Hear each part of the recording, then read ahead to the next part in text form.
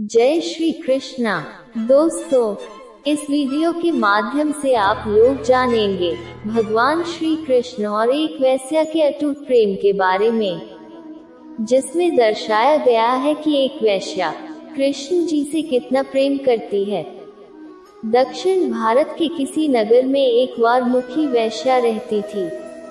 एक दिन वह अपने कक्ष से नगर के आते जाते यात्रियों को देख रही थी। तभी उसका ध्यान एक पीपल के पेड़ पर गया जो उसके घर के बिल्कुल समीप था। उसने देखा उस पीपल के पेड़ के नीचे कुछ महापुरुष आकर ठहरे हैं। वह महापुरुष उस पेड़ के नीचे भगवान की मूर्ति को साफ कर उसे भोग लगा रहे हैं, आरती कर रहे हैं। कुछ महापुरुष ध्यान कर रहे हैं। उन्हें इस प्रकार करता देख वारमुखी का पूर्व जन्म का संस्कार ऐसा उदित हुआ, उसके मन में भक्ति का भाव जागृत हो गया। तब वारमुखी अपने जीवन को धिक्कारते हुए कहने लगी, मेरा जीवन कितना पापमय है। मैंने निरंतर अपने जीवन में पाप ही पाप अर्जित किए हैं, और यह महापुरुष किस प्रकार परमात्मा का ध्यान कर रहे हैं। उसके मन में विचार उठा कि आज मैं इन महापुरुषों को अपने हाथ से भोजन बनाकर खिलाऊंगी। पर फिर सोचने लगी, मैं तो अपवित्र हूँ, मेरा भोजन महापुरुष किस प्रकार स्वीकार करेंगे। तो उसने सोचा, भोजन तो नहीं पर मैं धन की व्यवस्था अवश्य कर सकती हूँ। उसने अपनी नौकरानी को बुलाकर कहा, चांदी का थाल लेकर आओ। नौकरानी चांदी का थाल लेकर आए। वारमुखी ने उस चांदी के थाल में अपने बहुत सारे आभूषण भर दिए, सोने की कुछ अशुकियाँ डाल दी, और वह चांदी का थाल सोने के आभूषणों से भरकर संतों के पास गई। वह महापुरुष तो भगवान की सेवा में लगे हुए थे।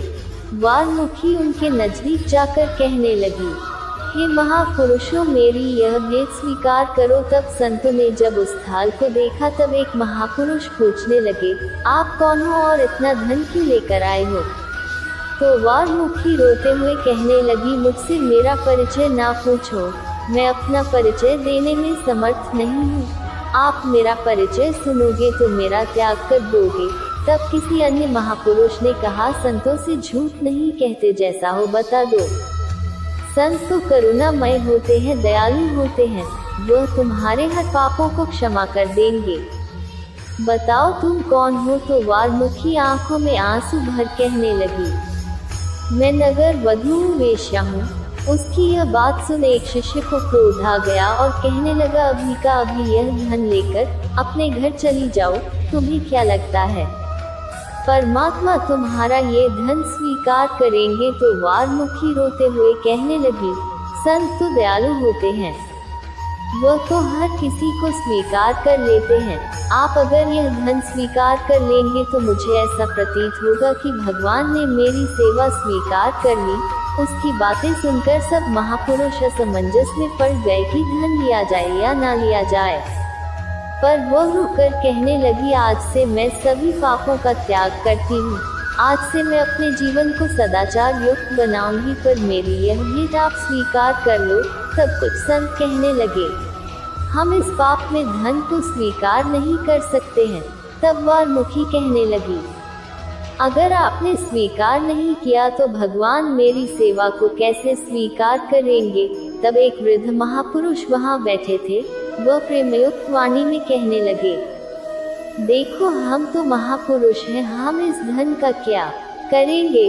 तो ये सारा धन लेकर भगवान रंगनाथ के लिए एक सुंदर सा मुकुट बना दो, वह भगवान तुम्हारा मुकुट अवश्य स्वीकार करेंगे। तो वारमुखी आंखों में आंसू लाकर कहने लगी, हे महापुरुष, आप मेरा धन स्वीकार करते नहीं हो और भगवान मेरा मुकुट स्वीकार करेंगे। आप मेरे से ऐसे मिथ्या वचन क्यों कहते हो। तो वह महापुरुष कहने लगे, मैंने अपने जीवन में कभी असत्य नहीं बोला है, मैं सच कहता हूँ। तुम इसका मुकुट बनाकर भगवान श्री रंगनाथ जी के मंदिर में लेकर जाओ, वह तुम्हारे इस भेंट को अवश्य स्वीकार करेंगे। अब तो भक्त वारमुखी ने अपने जीवन को परिवर्तित कर दिया, निरंतर भगवान की सेवा करती थी और उसने 3 लाख रुपए खर्च कर एक सुंदर सा मुकुट बनाया।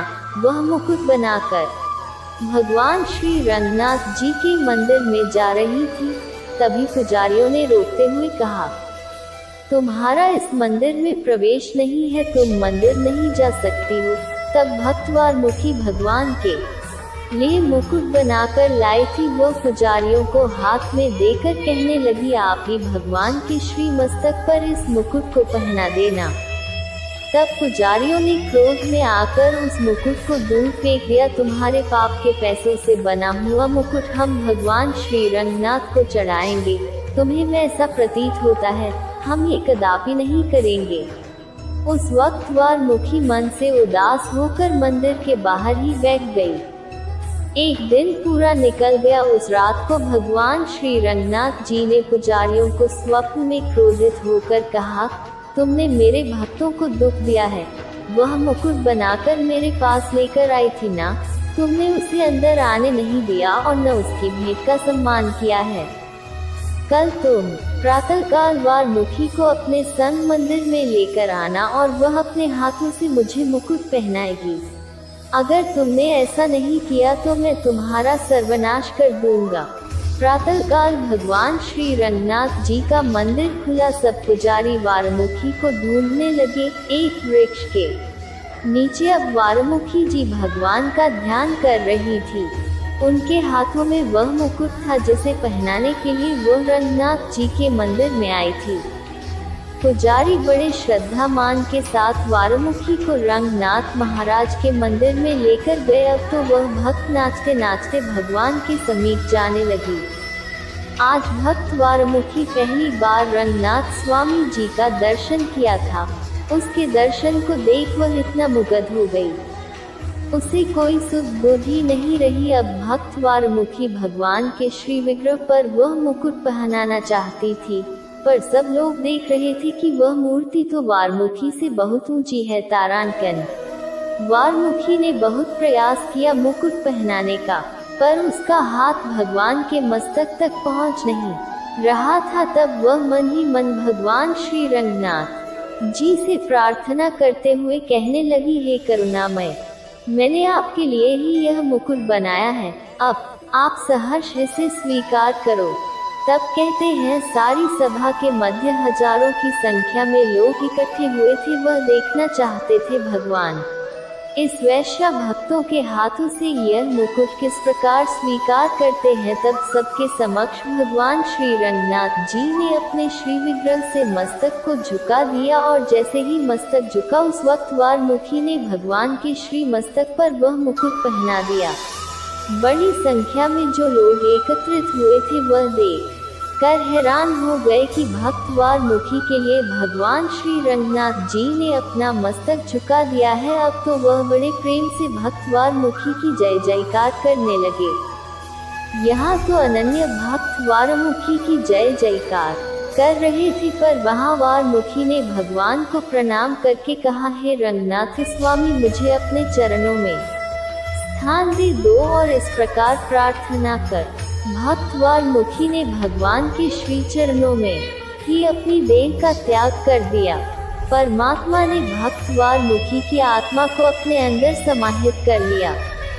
भगवान श्री रंगनाथ जी की मूर्ति ने पुजारियों को आदेश देकर कहा, तुम सब मिलकर मेरे भक्त का अंतिम संस्कार करना, इसके संस्कार में कोई कमी ना होने पाए। अब तो नगर वासियों ने मिलकर पुजारियों के साथ भक्त वारमुखी जी का अंतिम संस्कार किया। सब जगह भक्त वारमुखी की जय जयकार होने लगी। भगवान श्री कृष्ण ने गीता में जो वचन कहा है, अपीची सेतु दुराचारो भाजत्य माम अनन्य। भक्त जो एक बार मेरी शरण में आकर इतना कह दे, मैं तुम्हारा हूँ, मैं उसे अपना लेता हूँ। जब भक्त वारमुखी जी को संतों का सानिध्य प्राप्त हुआ, तब से उसने ग्रहण कर लिया था, मैं सब कुछ छोड़कर भगवान का भजन करूंगी। और सच्चे मन से यह प्रण लिया तो भगवान ने उसे अपना लिया। हम प्रण लेते हैं, एक बार यह वचन लेते हैं कि मैं सत्य पर चलूंगा, दूसरे दिन उन्हें गलत मार्ग को अपना लेते हैं।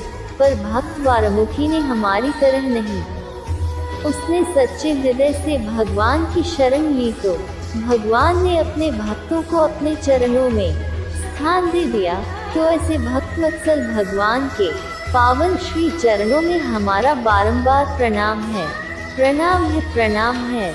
दोस्तों, आशा करते हैं कि आपको मेरी यह कहानी जरूर पसंद आई होगी, तो कमेंट में जय श्री कृष्ण जरूर लिखना।